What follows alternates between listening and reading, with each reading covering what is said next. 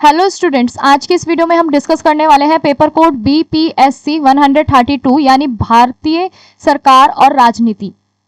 अगर आप इस पेपर कोड का असाइनमेंट, गेस्ट पेपर या नोट्स परचेज करना चाहते हैं तो आप हमारी वेबसाइट पे विजिट कर सकते हैं। लिंक आपको डिस्क्रिप्शन में दिया गया है। अदरवाइज आप हमारी वेबसाइट को सर्च भी कर सकते हैं। हमारी वेबसाइट है shop.hindustanknowledge.com। यहाँ पे आके आप अपना पेपर कोड आसानी से सर्च कर सकते हैं। असाइनमेंट एंड गेस्ट पेपर को इजीली परचेज कर सकते हैं। स्टूडेंट्स, इस बार हम लेकर आए हैं गेस्ट पेपर में 25 मोस्ट इंपॉर्टेंट क्वेश्चन, जिनको आपने हमारी क्लासेस के साथ एग्जाम में कवर कर लिया तो आप भी 90+ स्कोर आसानी से कर सकते हैं।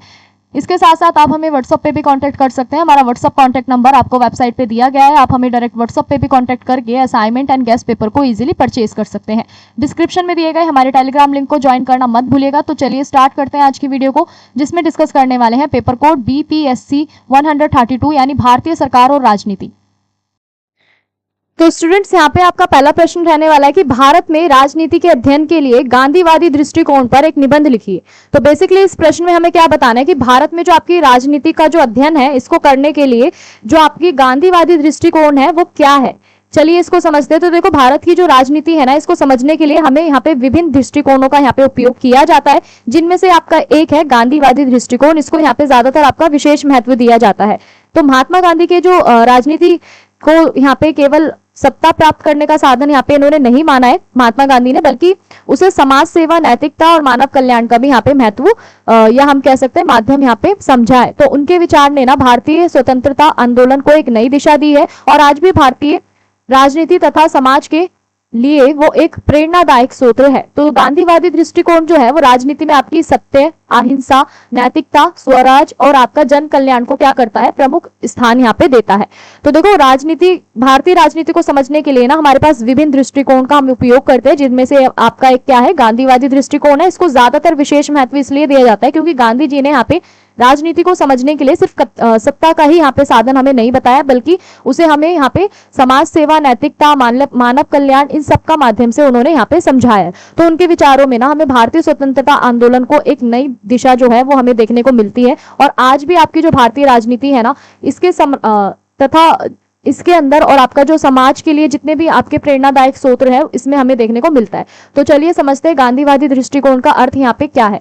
तो देखो, गांधीवादी दृष्टिकोण की अर्थ की बात करें तो यहाँ पे गांधीवादी दृष्टिकोण जो है ना, वे विचारधारा है जो महात्मा गांधी के सिद्धांतों और मूल्यों पर आधारित थी। गांधी जी का ऐसा मानना था कि राजनीति का उद्देश्य सिर्फ जनता की सेवा करना और समाज में न्याय तथा समानता स्थापित करना होना चाहिए। उन्होंने राजनीति को यहाँ पे धर्म और नैतिकता के साथ जोड़कर देखा है। उनके अनुसार नैतिक मूल्यों के बिना यहाँ पे राजनीति जो है ना वो भ्रष्ट और स्वार्थपूर्ण यहाँ पे बन जाएगी। तो महात्मा गांधी का यहाँ पे क्या मानना है कि ज्यादातर इनका उद्देश्य क्या, राजनीति का उद्देश्य क्या होना चाहिए कि जनता की सेवा करना, समाज में न्याय स्थापित करते रखना, ठीक है, समानता को बढ़ावा देना और साथ ही आपकी जितने भी राजनीति को यहाँ पे ना धर्म और नैतिकता के साथ जोड़कर रखना, ताकि समाज में आपकी जितनी भी भ्रष्ट राजनीति जो है वो स्वार्थपूर्ण यहाँ पे ना बने। वहीं अगर हम बात करें गांधीवादी राजनीति के प्रमुख सिद्धांत कौन से हैं, तो देखो, गांधी जी ने यहाँ पे अपने राजनीति के अंदर अलग अलग सिद्धांत दिए, जिनमें से पहला है सत्य। तो गांधी जी के अनुसार सत्य सबसे बड़ा नैतिक मूल्य है। राजनीति में सत्य का पालन करने से जनता का जो विश्वास है वो बना रहता है। उन्होंने अपने जीवन में सत्य को यहाँ पे सर्वोच्च स्थान दिया और सत्य के आधार पर ही इन्होंने यहाँ पे क्या करा है, संघर्ष करा है। तो गांधी जी के अनुसार सबसे बड़ा क्या है यहाँ पे नैतिक मूल्य आपका सत्य है। तो सत्य का पालन यहाँ पे होना चाहिए राजनीति में, ठीक है, जनता का इससे क्या होगा, विश्वास बना रहेगा। और गांधी जी ने भी अपने जीवन में सत्य को सबसे ज्यादा यहाँ पे महत्व दिया है, सर्वोच्च स्थान पर रखा है और सत्य के आधार पर ही इन्होंने पूरा संघर्ष करा है। वहीं आपका अगला पॉइंट क्या कहता है, अहिंसा। अहिंसा की बात करें स्टूडेंट्स यहाँ पे, तो आपका अहिंसा का पॉइंट यहाँ पे क्या कहता है कि अहिंसा जो है ना वो गांधीवादी विचारधारा का सबसे महत्वपूर्ण सिद्धांत है। गांधी जी का यहाँ पे मानना था कि किसी भी समस्या का जो समाधान है ना वो यहाँ पे हिंसा से नहीं बल्कि हमें शांति से किया जाना चाहिए। उन्होंने स्वतंत्रता आंदोलन में यहाँ पे क्या करा, अहिंसात्मक तरीके का यहाँ पे उन्होंने उपयोग करा, या हम कह सकते हैं प्रयोग करा। इस तरीके से इन्होंने क्या बोला गांधी जी ने कि गांधी जी का ऐसा मानना है कि किसी भी समस्या का हम समाधान ना हिंसा के साथ नहीं कर सकते, लड़ाई झगड़े के साथ, युद्ध के साथ नहीं कर सकते, बल्कि हम उसे शांति से और प्रेम से हम कर सकते हैं। तो इन्होंने ना स्वतंत्रता आंदोलन में ज्यादातर अहिंसात्मक तरीकों का यहाँ पे इन्होंने उपयोग करा। वहीं अगर हम बात करें आपका स्वराज की, तो स्वराज की अगर हम यहाँ पे बात करें अगले पॉइंट की, तो आपका अगला पॉइंट क्या कहता है कि गांधी जी के लिए ना स्वराज का अर्थ केवल यहाँ पे विदेशी शासन से मुक्त नहीं था, बल्कि आत्मनिर्भरता और आत्मनियंत्रण भी था। वे चाहते थे कि प्रत्येक व्यक्ति और गांव अपने विकास के लिए क्या रहे, स्वयं सक्षम बने।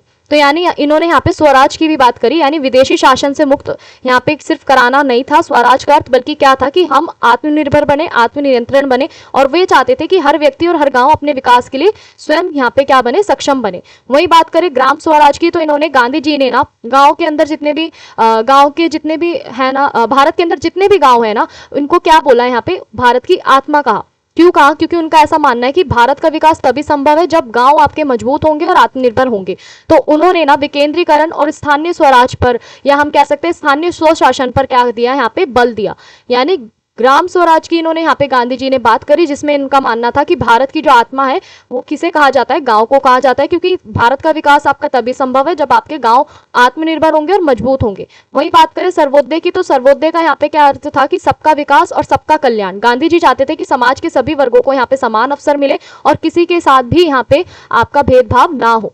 वहीं अगले पॉइंट की बात करें तो राजनीति के अध्ययन में गांधीवादी दृष्टिकोण का क्या महत्व रहा है।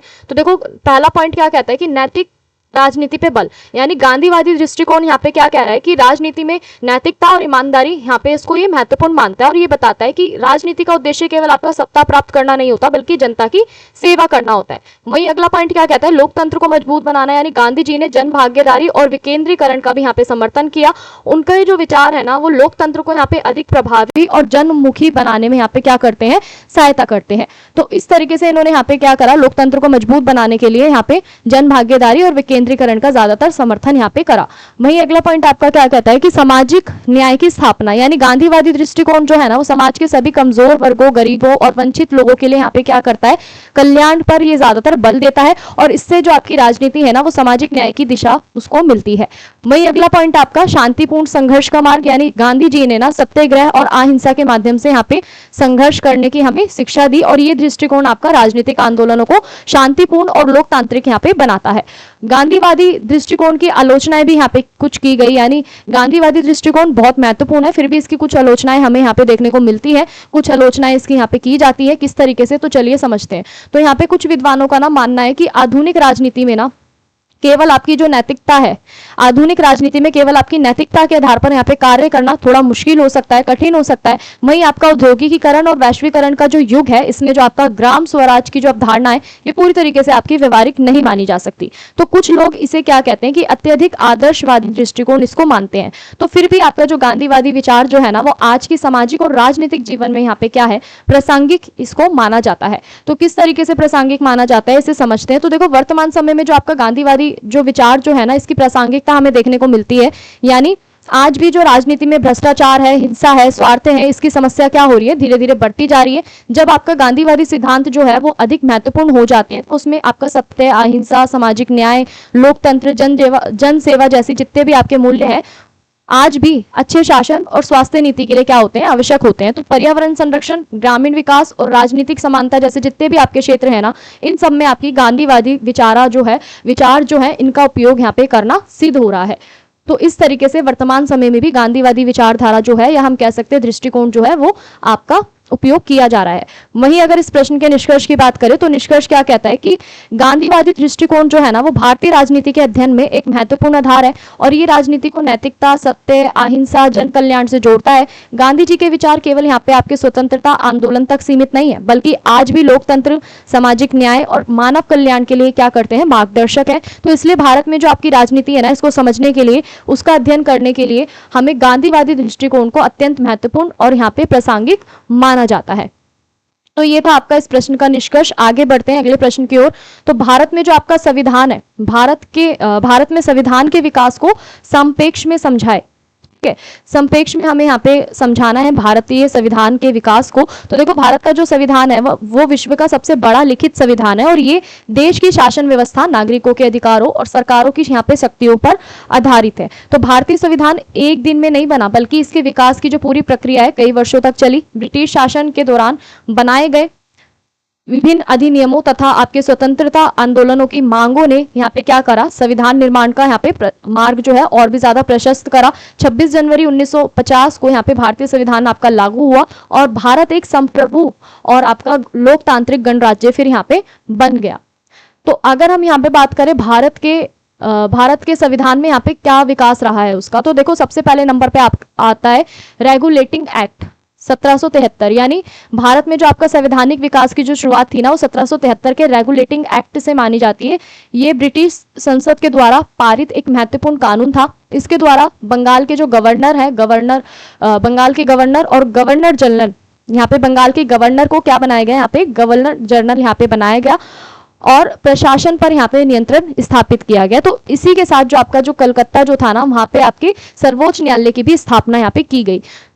तो इस तरीके से हमने जाना कि जो आपका रेगुलेटिंग एक्ट था 1773 का वो क्या था। वहीं बात करें अगले पॉइंट की, यानी आपका पिट्स इंडिया एक्ट यानी 1784। इस अधिनियम के द्वारा क्या हुआ कि ब्रिटिश सरकार ने ना ईस्ट इंडिया कंपनी के कार्यों पर अपना ज्यादा से ज्यादा नियंत्रण स्थापित करने का प्रयास करा और इसके इसलिए जो बोर्ड ऑफ कंट्रोल की जो स्थापना है यहाँ पे की गई, इससे भारत की जो प्रशासन है ना उसमें ब्रिटिश सरकार की जो भूमिका है वो बढ़ती चली गई। वहीं आपका अगला जो एक्ट है वो है चार्टर एक्ट 1813, 1833 और 1853। तो इन अधिनियमों ने क्या करा कि भारत के जो प्रशासन है ना उसके अंदर बहुत से महत्वपूर्ण परिवर्तन करे। जैसे 1813 का जो चार्टर एक्ट था, इसने क्या करा, कंपनी के जो व्यापारिक और एकाधिकार है इसको समाप्त कर दिया। 1833 का जो चार्टर एक्ट था, इसने भारत के जो गवर्नर जनरल को ना पूरे भारत का गवर्नर जनरल यहाँ पे बनाया।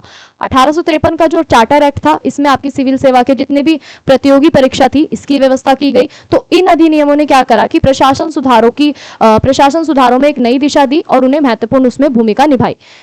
वही बात करें भारत शासन अधिनियम 1858, यानी आपका 1857 का जो विद्रोह था ना, इसके बाद ईस्ट इंडिया कंपनी का जो शासन था वो समाप्त यहाँ पे कर दिया गया।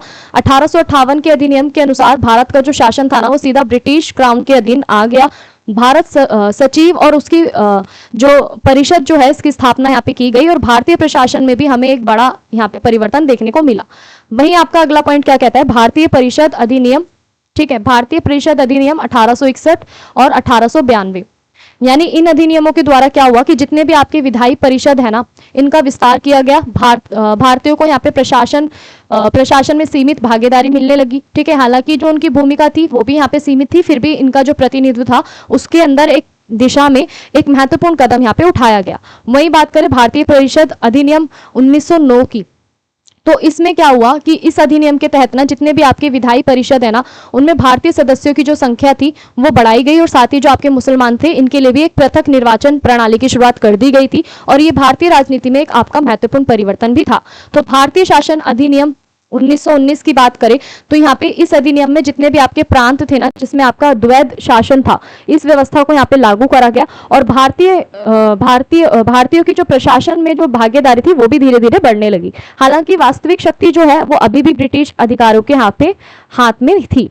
तो वही बात करें भारतीय शासन अधिनियम 1935 की, तो ये क्या था, तो ये जो आपका ब्रिटिश काल जो था ना, ब्रिटिश काल में ये अधिनियम आपका सबसे महत्वपूर्ण अधिनियम था। इसके कुछ ऐसे प्रावधान थे जैसे आपका प्रांतीय स्वतंत्रता की व्यवस्था करना, संघीय शासन की अवधारणा, केंद्र और राज्यों के बीच जो शक्ति है इसका विभाजन करना और संघीय न्यायालयों की स्थापना करना। तो भारतीय संविधान के कई ऐसे प्रावधान हैं जो इस अधिनियम के लिए यहाँ पे लिए गए, यानी इस प्रावधान को ना इसी अधिनियम से यहाँ पे लिए गए भारतीय संविधान के लिए।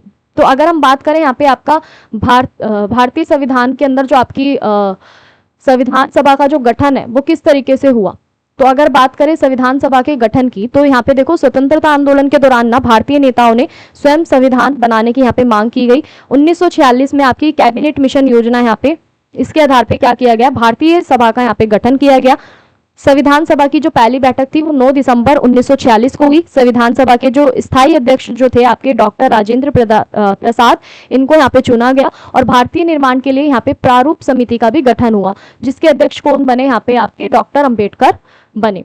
ठीक है, तो इस तरीके से आपकी भारतीय सभा का जो गठन है ना वो यहाँ पे किया गया। वही बात करें हम भारतीय संविधान का जो निर्माण है, भारतीय संविधान का निर्माण यहाँ पे कैसे हुआ, तो देखो संविधान सभा ने लगभग 2 वर्ष 11 महीने 18 दिन तक यहाँ पे संविधान पर चर्चा की, की, ठीक है। विभिन्न समितियों ने यहाँ पे संविधान के अलग अलग पहलुओं पर कार्य भी करा। अनेक संशोधन और विचार विमर्श के बाद जो संविधान था वो 26 नवंबर 1949 को यहाँ पे स्वीकार कर लिया गया। तो भारत संविधान में ना लोकतंत्र, न्याय, स्वतंत्रता, समानता और बंधुत्व जैसे जितने भी मूल्य हैं इनको स्थान दिया गया। इनमें से आपके मौलिक अधिकार, राज्य के नीति निर्देशक तत्व, स्वतंत्र न्यायपालिका और संघीय प्रशासन की जो प्रणाली थी इसको भी यहाँ पे लागू करा गया। तो भारतीय संविधान जो था ना वो इस तरीके से यहाँ पे निर्माण किया गया। वहीं अगर हम बात करें इस प्रश्न के अगले पॉइंट की, तो यहाँ पे अगला प्रश्न, इस प्रश्न का जो अगला पॉइंट है वो क्या कहता है कि संविधान का लागू होना, यानी भारतीय संविधान जो था ना आपका 26 जनवरी 1950 को लागू हुआ। इस दिन भारत एक गणराज्य बना और 26 जनवरी की जो यहाँ पे जो तिथि थी इसलिए यहाँ पे चुनी गई क्योंकि आपका 1930 में ना इसी दिन को यहाँ पे पूर्ण स्वराज दिवस में माना गया। वहीं बात करें इस प्रश्न के उपसंहार की यानी निष्कर्ष की, तो भारत में जो संविधान का जो विकास है ना वो लंबी एक ऐतिहासिक प्रक्रिया का परिणाम है। ब्रिटिश काल के विभिन्न अधिनियमों, राष्ट्रीय आंदोलनों की मांग और संविधान सभाओं के जितने भी प्रयास है ना इन सब ने मिलकर भारतीय संविधान को यहाँ पे जन्म दिया। और भारतीय संविधान जो है वो केवल आपका एक कानूनी दस्तावेज नहीं है, बल्कि ये क्या है कि देश की लोकतांत्रिक व्यवस्था, नागरिक और अधिकारों की क्या है, राष्ट्रीय एकता का भी एक आधार है। तो आज भी ये भारत के शासन और विकास का मार्गदर्शक दस्तावेज यहाँ पे बना हुआ है। वहीं बात करें अगले प्रश्न की, तो मौलिक अधिकारों के महत्व पर एक टिप्पणी लिखिए, यानी मौलिक अधिकार क्या है। तो देखो मौलिक अधिकारों पे हमें एक टिप्पणी लिखनी है, क्या महत्व है और ये क्या होते हैं। तो देखो मौलिक अधिकार वे अधिकार हैं जो प्रत्येक नागरिकों को यहाँ पे सम्मानपूर्वक जीवन जीने, स्वतंत्रता का आनंद लेने तथा अपने व्यक्तित्व का यहाँ पे विकास करने के लिए प्रदान किए जाते हैं।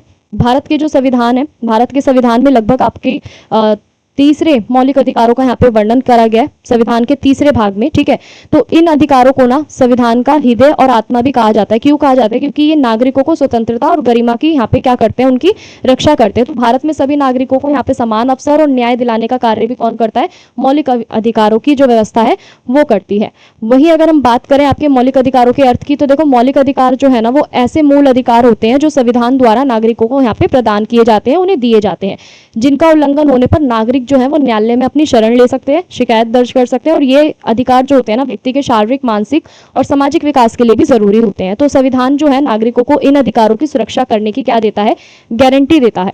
तो ये है आपका मौलिक अधिकारों का अर्थ। वहीं अगर हम बात करें भारत में जो आपके मौलिक अधिकार के जो प्रकार हैं वो कौन कौन से हैं, तो देखो भारतीय संविधान में जो आपके भारतीय संविधान में नागरिकों को यहाँ पे निम्नलिखित प्रमुख मौलिक अधिकार प्रदान किए गए हैं। सबसे पहला है आपका समानता का अधिकार, जो आपका अनुच्छेद 14 से लेकर 18 तक रहता है।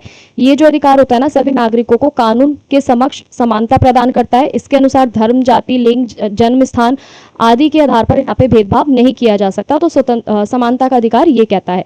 वहीं स्वतंत्रता के अधिकार की बात करें तो ये आपका अनुच्छेद 19 से लेके 22 तक ये चलता है, ठीक है। तो 19 से 22 तक का जो है वो आपका स्वतंत्रता का अधिकार है। इस अधिकार के अंतर्गत नागरिकों को यहाँ पे अभिव्यक्ति की स्वतंत्रता होती है, संगठन बनाने, देश में कहीं पे भी घूमने और किसी भी व्यवसाय को अपनाने की यहाँ पे स्वतंत्रता प्राप्त होती है। वहीं अगला अधिकार है शोषण के विरुद्ध अधिकार, जो आपका अनुच्छेद 23 से 24 है, ठीक है। और ये जो अधिकार है ना वो मानव तस्करी, बेगार, बाल श्रम जैसे शोषणकारी कार्यों पर क्या करता है? रोक लगाता है। धार्मिक स्वतंत्रता का अधिकार यानी आपका अनुच्छेद 25 और 28, तो ये जो है ना अधिकार प्रत्येक व्यक्ति की अपनी पसंद का धर्म मानने और उसका प्रचार करने और पालन करने की भी क्या देता है? पालन करने की भी यहाँ पे स्वतंत्रता देता है। वही आपका धार्मिक स्वतंत्रता का अधिकार कहलाता है। वहीं अगले अधिकार की बात करें तो सांस्कृतिक एवं शैक्षिक अधिकार यानी अनुच्छेद 29 से लेकर 30 तक, ये जो अधिकार होता है ना ज्यादातर अल्पसंख्यकों की जो भाषा होती है, संस्कृति होती है, शिक्षा होती है, इनके संस्थानों की रक्षा करने और विकास करने के लिए बनाया गया है, ठीक है। संवैधानिक उपचारों के अधिकारों की बात करें तो अनुच्छेद 32 में हमें ये देखने को मिलता है, यदि नागरिक के मौलिक अधिकारों का यहाँ पे उल्लंघन होता है तो वे उच्च न्यायालय या सर्वोच्च न्यायालय में जाकर क्या कर सकता है? न्याय को यहाँ पे प्राप्त कर सकता है। वहीं स्टूडेंट्स अगर हम बात करें मौलिक अधिकारों के महत्व की, तो मौलिक अधिकारों का जो महत्व है वो क्या है? तो देखो व्यक्तिगत स्वतंत्रता की रक्षा करना, यानी मौलिक अधिकार जो है वो नागरिकों को स्वतंत्रता और सम्मानजनक जीवन जीने का अवसर दे रहे हैं, और ये सरकार की मनमानी पर भी क्या करते हैं? नियंत्रण करते हैं, और व्यक्ति की जो स्वतंत्रता है उसकी भी रक्षा करते हैं। लोकतंत्र को मजबूत बनाना, यानी लोकतांत्रिक व्यवस्था में नागरिकों की जो स्वतंत्रता है, जो समानता है वो जरूरी होती है। मौलिक अधिकार लोकतंत्र में आपकी सफलता का आधार होते हैं, क्योंकि इनके माध्यम से ना नागरिक अपने विचारों को क्या कर सकते हैं? स्वतंत्र रूप से व्यक्त कर सकते हैं। समानता की स्थापना, यानी मौलिक अधिकार क्या कर रहा है? समाज में आपकी समानता को बढ़ावा दे रहा है। जाति, धर्म, लिंग और वर्ग के आधार पर होने वाले भेद को भी ये क्या कर रहा है? समाप्त कर रहा है। मानव गरिमा की सुरक्षा यानी हर व्यक्ति को यहाँ पे सम्मान और गरिमा के साथ जीवन जीना वो चाहता है। और मौलिक अधिकार यहाँ पे जो आपके व्यक्ति की जो प्रतिष्ठा है, जो उसका सम्मान है और जो उसके व्यक्तित्व का जो विकास है उसकी भी यहाँ पे रक्षा करते हैं। सामाजिक न्याय को बढ़ावा देना यानी मौलिक अधिकार जो है वो कमजोर और पिछड़े वर्गों को यहाँ पे क्या करते हैं, सुरक्षा प्रदान करते हैं। इससे समाज में न्याय और सम्मान अवसरों की भी क्या होती है, स्थापना होती है। वही बात करें अगर हम यहाँ पे शोषण में सुरक्षा की बात करें तो ये अधिकार जो है ना वो नागरिकों को किसी भी प्रकार के शोषण या जबरन श्रम या मानव तस्करी से यहाँ पे बचाते हैं। विशेष रूप से जो आपके बच्चे हैं और जो गरीब वर्ग जो है ना उनको भी ये सुरक्षा देने में इनका महत्वपूर्ण योगदान रहा है।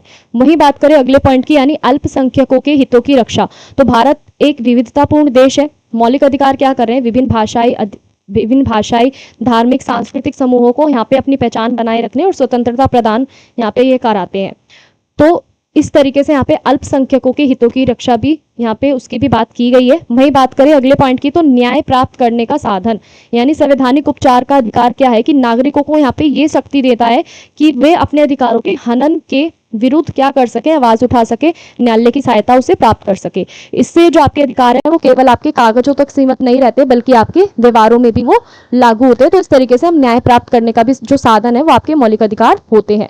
वही निष्कर्ष की बात करें तो देखो मौलिक अधिकार जो है ना वो भारतीय लोकतंत्र की एक आधारशिला है और ये नागरिकों को स्वतंत्रता दिलाने, समानता, न्याय और सुरक्षा प्रदान करते हैं। तो इनके माध्यम से ना व्यक्ति सम्मानजनक जीवन जीने और अपने व्यक्तित्व का पूर्ण विकास करने का उसे अवसर मिलता है। और मौलिक अधिकार न केवल नागरिकों की रक्षा करते हैं बल्कि देश में ना लोकतांत्रिक मूल्यों और सामाजिक न्याय को भी यहाँ पे मजबूत बनाते हैं। इसलिए किसी भी लोकतांत्रिक राष्ट्र की जो सफलता है ना उसके लिए मौलिक अधिकारों का संरक्षण और सम्मान जो होता है वो अत्यंत आवश्यक होता है।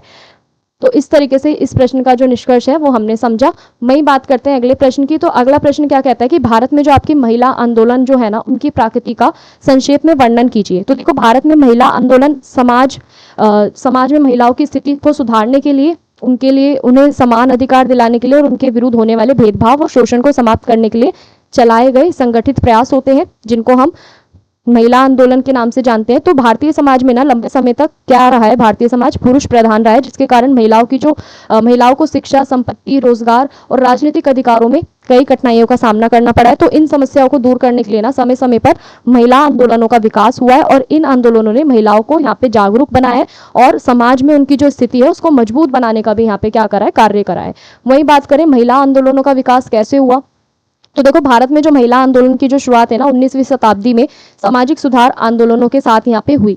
तो समाज सुधारकों ने यहाँ पे बाल विवाह, सती प्रथा, पर्दा प्रथा और आपकी महिलाओं की जो अशिक्षा जैसी समस्या है ना इनके खिलाफ आवाज उठाई। स्वतंत्र आंदोलन के दौरान भी महिलाओं ने यहाँ पे बड़ी संख्या में भाग लिया। स्वतंत्रता प्राप्ति के बाद महिला आंदोलनों ने यहाँ पे सम्मान, अधिकार, रोजगार, शिक्षा और सुरक्षा जैसे जितने भी आपके जो मुद्दे थे ना इस पर अपना क्या करा, ध्यान केंद्र यहाँ पे करा। तो इस तरीके से जो आपका महिला आंदोलन का जो विकास है ना वो यहाँ पे होता हुआ हमें नजर आया।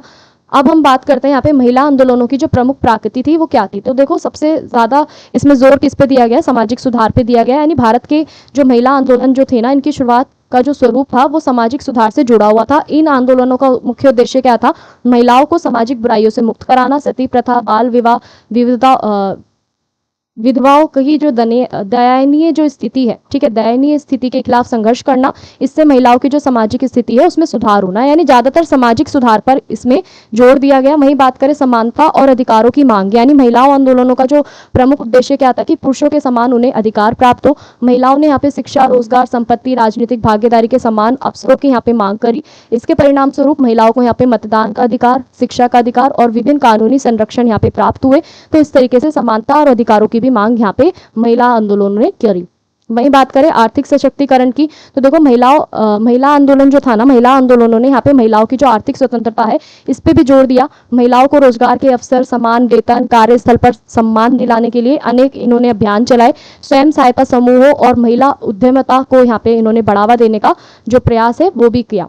वहीं अगर हम बात करें हिंसा और शोषण के विरुद्ध संघर्ष, यानी महिलाओं के खिलाफ ना यहाँ पे जो घरेलू और हिंसा घरेलू हिंसा जो थी, दहेज प्रथा जो थी, यौन उत्पीड़न जो थी, बलात्कार जो थी, जैसी जितनी भी घटनाएं ना, इनका इन्होंने विरोध में अनेक आंदोलन यहाँ पे चलाए। इन आंदोलनों के कारण सरकार ने कई कानून आपके बनाए, जिसमें से आपका घरेलू हिंसा से संरक्षण अधिनियम और कार्यस्थल पर यौन उत्पीड़न रोकने के लिए यहाँ पे आपके कानून बनाए गए। तो इस तरीके से हिंसा और शोषण के विरुद्ध भी इन्होंने यहाँ पे महिला आंदोलनों ने संघर्ष करा।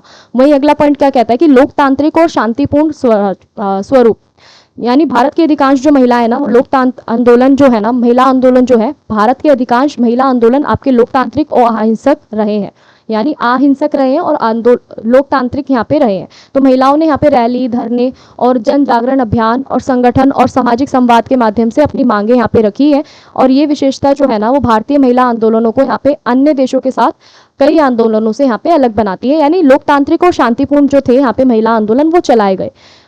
वहीं अगला पॉइंट क्या कहता है कि ग्रामीण और शहरी क्षेत्रों में आपकी सक्रियता, यानी महिला आंदोलन केवल आपका शहरों तक सीमित नहीं रहे, बल्कि ग्रामीण क्षेत्रों में भी इनका प्रभाव देखा गया।